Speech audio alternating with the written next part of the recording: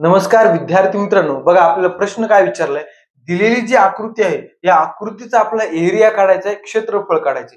मग बघा काय करायचं, या आकृतीला दोन पार्ट मध्ये आपण डिवाइड करू शकतो. कसं बघा, ट्रायंगल ए डी बी हा एक ट्रायंगल आणि ट्रायंगल बी डी सी हा एक मोठा ट्रायंगल. या दोन त्रिकोणाचं क्षेत्रफळ काढलं तर पूर्ण आकृतीचं क्षेत्रफळ आपलं निघणार. बघा त्रिकोणाचं क्षेत्रफळ काय असतं, 1/2 गुणिले पाया गुणिले उंची हे सूत्र असतं. त्या हिशोबाने करू. बघा पहिल्यांदा या ट्रायंगलचा विचार करू. बघा 1/2 गुणिले पाया जर मी 40 धरला तर उंची किती असणार, 9.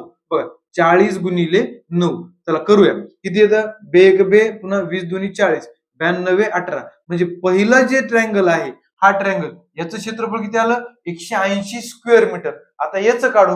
बघा त्याच फॉर्म्युला काढायचं. बघा हा आपण डीसी बेस धरला तर बघा बी के त्याची काय होईल, हाईट होईल. म्हणजे आपल्या दोन्ही व्हॅल्यू आहेत. मग चला दुसऱ्या ट्रायंगलचं करू. 1/2 गुणिले किती आहे बेस, 60 बेस आहे आणि त्याची हाईट किती दिली, 13 गुणिले 13. बघा बेक बे पुन्हा 30 दुनी 60 म्हणजे इथं 30 आलं. 33 49 म्हणजे याचा एरिया किती आला, 390 स्क्वेअर मीटर. बघा याचा आला 390. आपल्याला टोटल काढायचा होता. बघा 180 अधिक 390 किती येतं मित्रांनो, 570.